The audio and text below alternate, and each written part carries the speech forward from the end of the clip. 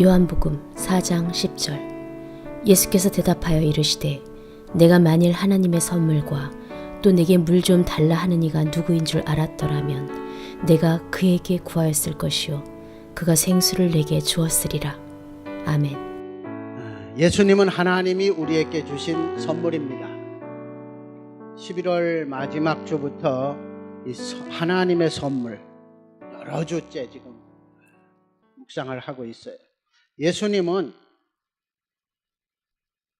혼자 오신 게 아니라 하나님이 우리에게 선물로 보내주셔서 오신 분이십니다. 오늘 본문에 그러시잖아요. 예수께서 대답하여 가라사대 네가 만일 하나님의 선물과. 요한복음 1장 9절로 13절입니다. 선물이 어떻게 우리에게 오셨는가, 어떤 모습으로 오셨는가를 보여줍니다. 요한복음 1장 9절로 13절. 참빛 곧 세상에 와서 각 사람에게 비치는 빛이 있었나니. 선물은 차별하지 않으셨어요. 각 사람에게 비쳤다고 합니다.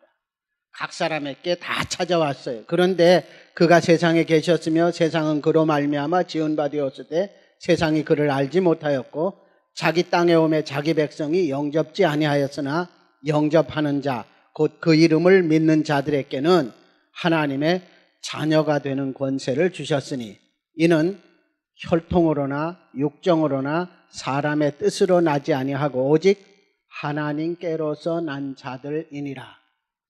자, 하나님의 선물이 이 땅에 오셨을 때 각 사람에게 비쳤는데 비춰진 그 선물을 알고 영접하면 그는 죄사함을 받는다, 영생의 생명을 얻는다, 그런 말 하기 이전에 하나님의 자녀가 되는 권세를 주셨다고 말씀합니다. 우리 손녀가 셋인데요. 아직은 이 손녀들이 어리죠. 그래서 선물을 주면은 감사하다는 인사보다 선물에 빠져요. 그래서 그냥 그거 뜯어보고 좋고 그럴 때 이제 야, 선물 좋지? 예. 그럼 고맙다 그래야지. 그럼 그제서 이제 고맙다 그래요. 여러분은 어떠세요? 오직 예수. 예. 선물, 우리에게 오신 선물. 성경에도 물론 그 선물을 믿음의 주요 온전케 하신 예수를 바라보라. 제가 이 선물에 하나님이 보내주신 선물이라는 것을 집중하면서 보니까 찬송도 거의 다 예수님에 대한 찬송. 근데 여러분, 예수님을 선물로 보내주신 아버지를 기억함이 또한 우리 속에 있어야 할 줄로 믿습니다. 예수님을 보내주신 아버지. 그러면서 11월 달에는 그런 생각을 깊이 했었어요. 예수님이 십자가에 못 박힐 때 그때 하나님 곁에서 그 하나님의 마음을 가장 절실하게 깨닫고 공감하고 그런 사람이 누구일까? 아브라함이라고 생각해요. 자기 아들을 데리고 모리아 산에 제물 드리려고 올라가던 그때의 심정이 살아났다면 예수님이 십자가에 못 박힐 때 그를 옆에서 보는 하나님 아버지의 마음이 어떨까를 아마 아브라함이 제일 잘 알지 않았을까, 그런 생각을 해봅니다. 여러분, 선물입니다. 예수님은 하나님이 우리에게 보내주신 선물이에요. 그런데 이 선물에 이제 우리 손녀하고 있는 말씀을 몇 주째 나누다 보니까 어제도 수요일 날 이 선물에 대한 말씀을 나누는데 우리 손녀가 그래요. 뭐라고 하냐면 패키지 선물. 요즘 외삼촌 집에 가가지고 그 랜덤 박스라는 걸 선물로 받았어요. 그거 알고 보니까 도박성이 있는 선물이더라고요. 왜냐하면 가격은 29,000원인가로 정해져 있는데 어떤 거는 4, 5만 원어치가 들어있는 것도 있고요. 어떤 거는 뭐 그 이하인 것도 있고, 열어볼수록 그 안에 내용이 그런 거더라고요. 그래서 그런 걸 알고 난 이후로 우리 손녀가 그렇게 표현을 했어요. 패키지 선물이라고. 자, 영접하는 자가 하나님의 자녀가 된다고 했습니다. 자녀. 에베소서 1장 5절에도 그 기쁘신 뜻대로 우리를 예정하사 예수 그리스도로 말미암아 자기의 아들들이 되게 하셨으니.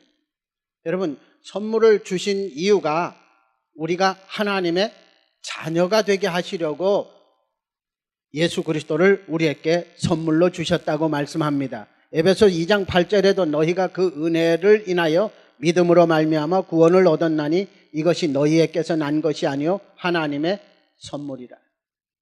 자, 그 다음에 갈라디아서 3장 26절에도 너희가 다 믿음으로 말미암아 그리스도 예수 안에서 하나님의 아들이 되었으니, 그리스도 예수 안에서, 그리스도 예수로 말미암아, 믿음으로 말미암아, 주 안에서, 이렇게 표현은 다양하게 됩니다. 그런데 선물로 우리에게 오신 예수 그리스도를 영접한 자들마다 하나님의 자녀가 되었습니다. 이 선물을 주신 이유는 성경에 많이 있지만 두 군데만 찾아봅니다. 요한일서 4장 10절에 보면 사랑은 여기 있으니 우리가 하나님을 사랑한 것이 아니요 오직 하나님이 우리를 사랑하사 우리 죄를 위하여 화목제로 그 아들을 보내셨음이니라. 아멘. 하나님이 우리를 사랑하셔서 보내셨답니다. 선물을 주신 이유는 사랑하기 때문에 주셨답니다. 우리 큰손녀를 며칠 전에 어린이집에서 끝나고 데리고 나왔어요. 제가 이제 차를 태우고 오는데 마트에 들렸거든요. 뭐 사오라고 부탁한 게, 저희 집사람이 이제 사오라고 얘기한 게 있어서 그걸 사러 들렸는데, 거기서 쓸데없는 거, 제가 보기엔 쓸데없는 거예요. 우리 손녀가 보기에는 무지하게 뭐 가치가 있는 거겠죠. 근데 쓸데없는 걸 자꾸 골라가지고 이것도 사달라는 거예요. 그래서 안 사주고 그냥 나왔거든요. 그랬더니 차 타고 오면서 할아버지는 너무했다고, 손녀가 그것 좀 사달라는데 안 사줬다고, 너무했다고.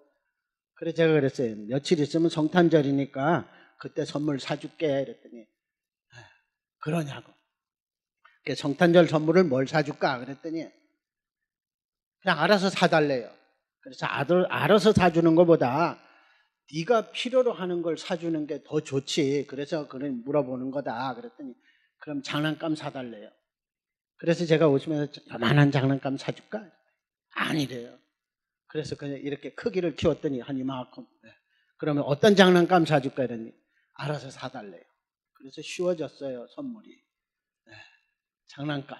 그저 그냥 손바닥 크기보다 좀 크면 돼요. 근데 그런 거를 집에 와가지고 그 얘기를 했더니 저희 집사람이 그거 몇 푼 된다고 사달라는 거 사주지. 마트에서 안 사주고 왔다고, 돈 안 썼다고 잘했다 그럴 줄 알았더니요. 그거 안 사줬다. 자기 돈 들어가는 거 아니잖아요. 제가 사주면. 선물 받는 사람들에게 참 좋은 거죠. 그런데 여러분, 선물을 주어보신 여러분들은 아마 기억하실 겁니다. 받는 사람 못지않게. 저는 그 부부 사이에도 그렇고, 더 사랑하는 이가 싸우면 진다. 그렇게 여깁니다. 더 사랑하는 이가. 여러분, 사랑하는데 둘이서 참 끝까지 싸우는 분들은 참 복받은 분들이에요. 왜냐하면 둘 다 똑같이 사랑하니까. 근데 어느 한쪽이 더 사랑하면 더 사랑하는 이가 집니다. 우리가 로마서에 보면은 죄로 인하여 하나님의 영광에 이르지 못했는데, 만약 하나님이 우리만큼만 우리를 사랑하신다면 우리 못 본 채 하셨을 거예요. 그런데 하나님의 사랑, 더 사랑하시는 하나님이 우리를 위하여 독생자를 보내주셨죠. 갈라디아서 4장 4절 6절에 보면 때가 참에 하나님이 그 아들을 보내자. 때가 하나님의 사랑을 표현할 때가 되니까 보내신 것이죠. 여자에게서 나게 하시고 율법 아래 나게 하신 것은 율법 아래 있는 자들을 속량하시고 우리로 아들의 명분을 얻게 하려 하심이라. 너희가 아들인 거로 하나님이 그 아들의 영을 우리 마음 가운데 보내사 아바 아버지라 부르게 하셨느니라. 예수 그리스도를 선물로 주시면서 그 예수 그리스도와 함께 성령님도 같이 주셨어요.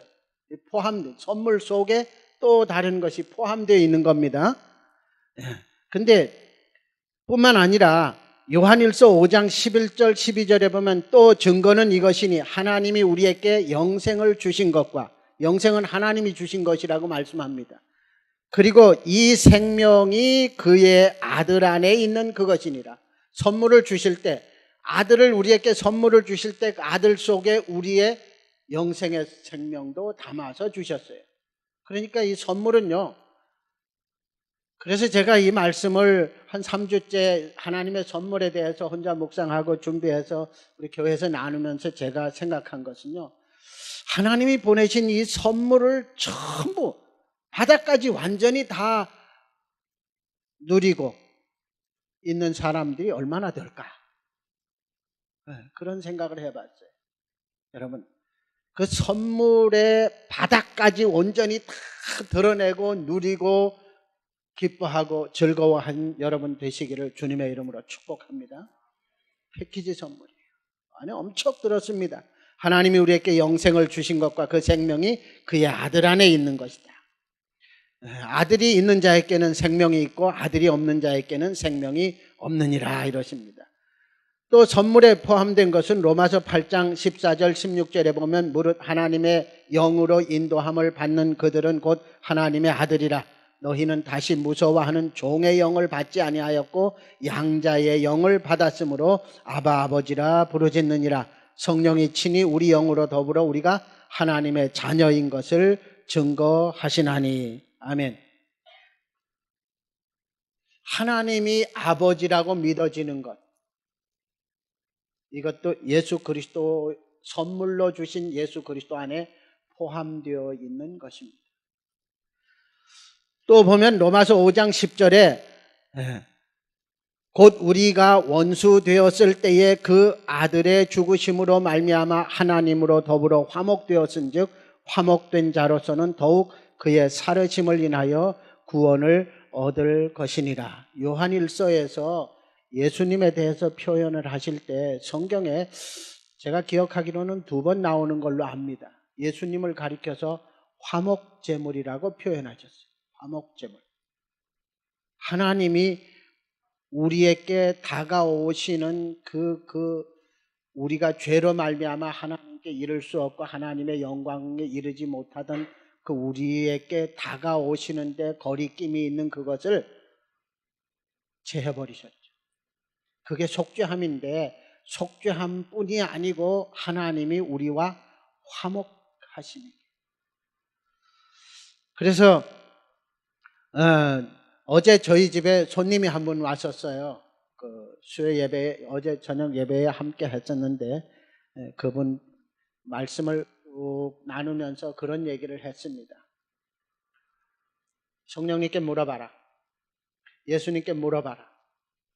그리고 이제 끝날 무렵에 질문을 했어요.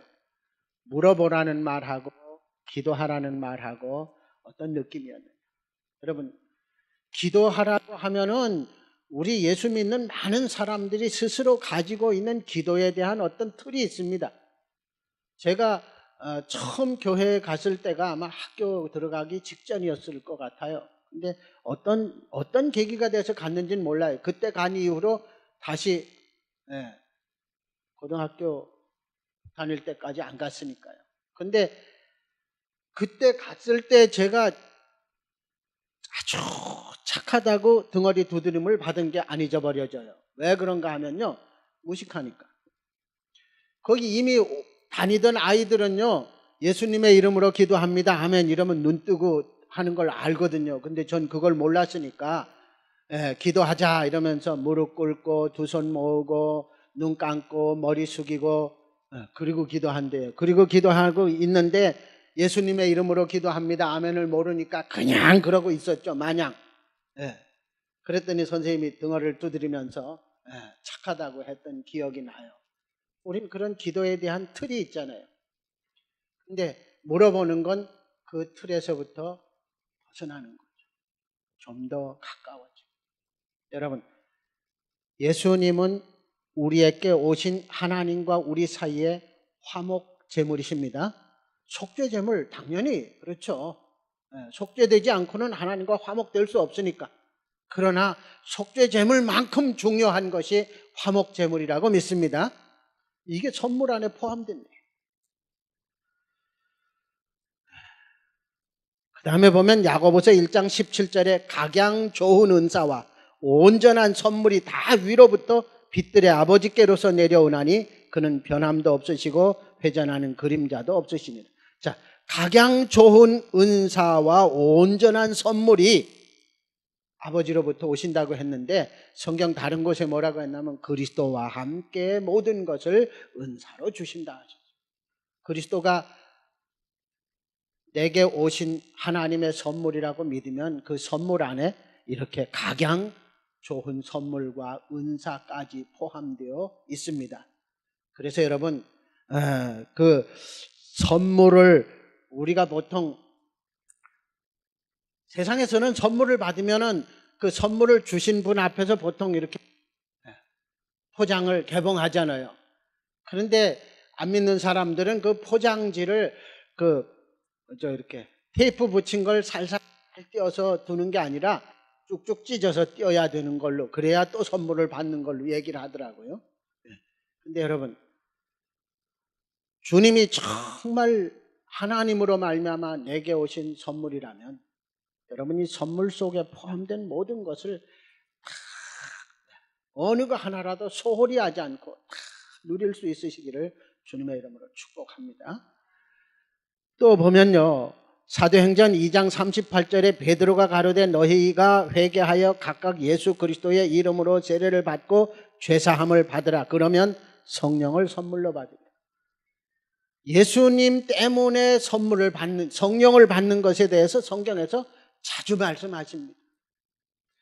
에베소 3장 7절로 9절에도 이 복음을 위하여 그의 능력이 역사하시는 대로 내게 주신 하나님의 은혜의 선물을 따라 내가 일꾼이 되었노라. 하나님의 은혜의 선물을 따라, 은혜의 선물을 따라. 제가 어렸을 때 전 초등학교는 못 다니고 국민학교만 다녔는데요. 그 어린 시절에 보면은 그 농사 짓는데 일꾼이 필요하면은 어제도 말씀을 전하면서 물어봤더니요, 인력사무소에 가면 된대요. 일꾼이 필요하면. 그런데 그 시대에는 인력사무소가 없었잖아요. 뭐 했습니까? 박기영 목사님 집에 가서 일할 테니까 며칠 후에 우리 집에 와서 일해줘. 그 품앗이죠. 그래가지고 한 5집 정도 이렇게 하고 나서 받은 날 우리 집에 와서 일할 때 보면요, 일하러 오는 사람들이 제각기 자기가 잘하는 거 할 수 있도록 준비해서 옵니다. 제가 기억하기로는요, 어떤 사람은 씨를 잘 놔요. 옥수수 같은 거 심을 때 보면요, 씨를 이렇게 툭툭 던져서 걸어가면서 툭툭 양손으로 이렇게 집어서 여기다 이제 그 씨앗을 담는 이렇게 그 그릇을 2개를 해서 어깨에다 메고 씨앗을 담고는 손을 넣어가지고는 가면서 이렇게 걸어가면서 하면은요, 걸어가는 보폭과 던져서 떨어지는 거 이게 아주 정확하게 이렇게. 근데 이것도 옥수수 여러 알 들어가면 나중에 솎아줘야 되잖아요. 딱 2알씩 잘 던지는 사람이 있어요. 이 사람은요, 다른 집에 가서 일해도 다른 거 안 하고 그것만 시켜요. 동네 사람 다 아니까. 근데 그거 못하는 사람은 뭐 하나 하면요, 거름만 져요. 퇴비, 소똥, 돼지똥, 풀벼다 썩힌 거, 또 그것뿐이 아니에요.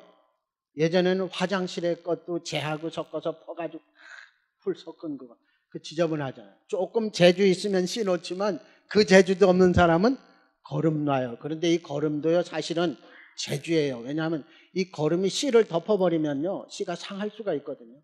씨앗 바로 옆에 가서 톡톡 떨어지게, 많이도 아니고 다른 데 흩어지도 않고, 그가 가지고 있는 재능에 따라서 주인이 일을 다 시킵니다. 그래서 하루 종일 그들이 자기 맡은 거, 그 쟁기도 가지고 옵니다. 보통의 경우. 여러분, 그들이 일하러 올 때 그들이 잘하는 쟁기를 가지고 오는 것처럼 성령님이 우리에게 오셨을 때 어땠을까요? 성령님의 능력과 권능, 은사, 열매 다 가지고 오셨습니다.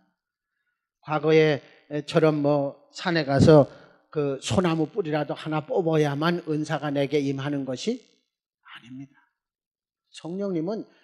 성령님이 잘하시는 게 그거잖아요. 은사, 능력, 권능. 그러나 저는 새 언약을 만난 이후에 깨달은 성령님의 사역은 은사, 능력, 열매, 권능 그게 아니고 예수님을 알게 하시는 거예요.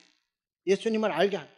예수님의 가르침이 생각나게 하고 예수님을 알게 하고 그게 가장 중요한 성령님의 사역이라고 봅니다. 그게 되지 아니하면요. 성령의 은사를 받으면 그 은사 가지고 구약에 보니까 그런 말씀이 있더라고요. 보리쌀 한 줌을 위하여 일하는 거짓 선지자처럼 될 수가 있어요. 성령님이 예수님 때문에 우리에게 오신 분이십니다. 그래서 에베소 4장 7절에도 우리 각 사람에게 그리스도의 선물의 분량대로 은혜를 주셨나니 그리스도 안에서 이런 은혜들, 이런 선물들을 받게 되었습니다. 로마서 5장 15절로 17절에 보면 이 선물이 미치는 영역을 설명하고 있습니다.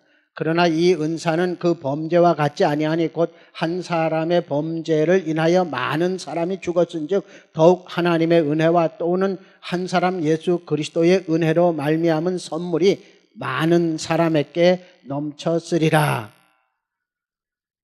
요한복음 1장에서는 선물로 오신 예수님이 각 사람에게 비쳤다고 하셨죠. 그런데 로마서 5장에서는 많은 사람에게 넘쳤다고 말씀합니다. 많은 사람에게.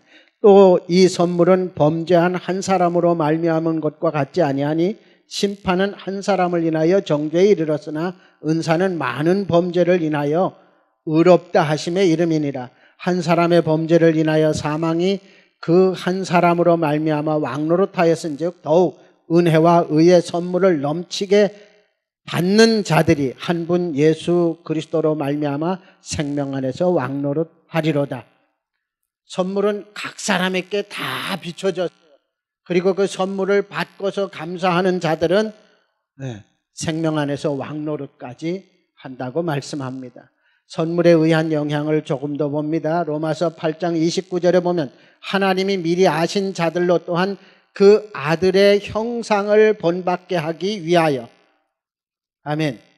하나님이 우리에게 선물을 주신 것은 그 선물의 영향 우리에게 있기를 원하심입니다. 그 선물의 영향력이 무엇인가? 그 선물을 닮아가는 것. 그 선물 때문에 내가 변화되는 거죠. 예수님이 천국에 대해서 말씀하실 때 가루 서말 속에 넣은 누룩과 같다. 그 누룩이 가루 서말 전체를 변화시킨 것이 여러분 예수님을 영접하셨습니까? 주인으로 왕으로 생명으로 영접하셨습니까? 그분의 마음이 그분의 생각이 그 예수님의 모든 것이 우리를 가루 서말을 변화시키는 누룩처럼 우리를 온전히 변화시키도록 그분을 의지하시기 바랍니다. 그분께 맡기시기 바랍니다. 그래서 그 아들의 형상을 본받아서 성경 다른 곳엔 또 다르게 뭐라고 표현하는 신의 성품에 참여하는 자. 하나님의 성품, 곧 예수님의 성품에 참여하는 자. 거기까지 영향력이 미치시기를 주님의 이름으로 축복합니다. 그러려면은 우리가 잘 아는 대로 뭐가 있어야 되나 하면 빌립보서 2장 5절에 대로 너희 안에 이 마음을 품으라고 그리스도 예수의 마음, 주님의 마음. 저는 우리 손녀들에게 선물을 주고 나면요 그 선물 준 거를 몇 번이고 울려 먹습니다. 조금 말 안 듣고 뭐 딴짓하고 이럴 때면 내가 전에 이것도 해주고 심지어 요즘 이제 한 2주째 안 사줬는데 그 전에는요 그 붕어빵 중에서도 슈크림 들어있는 붕어빵 7월까지는 3개 1,000원 했어요. 9월부터 2개 1,000원입니다. 엄청 올랐어요. 그런데도 삽니다.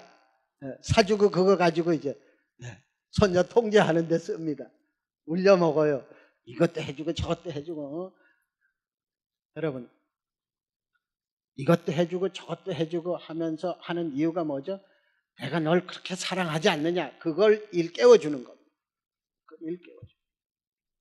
여러분, 하나님이 예수 그리스도에게 주셨던 마음을 우리가 알게 되면 하나님의 사랑을 알게 됩니다. 왜냐하면 성경에 보니까 그렇게 그리스도의 얼굴에 있는 하나님의 영광을 아는 빛을 우리에게 비췄다 이랬어요.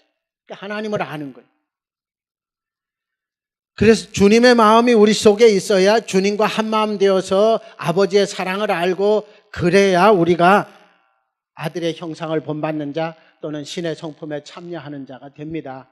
정말 선물로 받으셨다면 그 선물이신 예수님이 여러분들의 심령, 생활, 습관, 자존심, 여러분들이 가지고 있는 인격이라고도 할 수 있고, 또는 뭐 품격, 성품, 뭐라고 표현하든지 간에 여러분이 가지고 있는 그 모든 것이 받은 선물 때문에 변화되시기 바랍니다. 변화돼야 돼요. 그래야 우리가 그리스도의 성품에 참여하는 자, 아들의 형상을 본받는 자, 하나님의 자녀로서 우리 때문에 아버지의 이름이 존귀케 되는 삶이 됩니다. 제가 어렸을 때만 해도 시골에서 아이들이 뭐 이렇게 청소년이나 아이들이 뭐 잘하면 전 네 집 자식이요? 이래가지고 부모를 높였습니다. 여러분, 하나님이 보내주신 선물을 받으신 여러분, 그 선물 때문에 여러분의 삶이 날마다 선물과 같아지는, 선물 속에 있는 그 놀라운 것들을 누리면서 하나님을 더욱 사랑하고 더 많이 감사하고 더 많이 즐거워하고 그 선물 속에 있는 모든 능력, 모든 은사를 누리는 여러분 되시기를 주님의 이름으로 축복합니다. 기도합니다. 하나님 감사합니다. 그 귀한 선물 우리에게 주셨으니 감사합니다. 그 받은 선물을 누리게 하시고 선물에 집중하기도 할 뿐 아니라 선물을 보내주신 아버지께 감사함이 우리 속에 날마다 새로워서 예레미야처럼 자고 깰 때마다 하나님의 은혜가 새로워서 사는 복된 우리가 되게 하시옵소서. 감사합니다. 예수님의 이름으로 기도드립니다.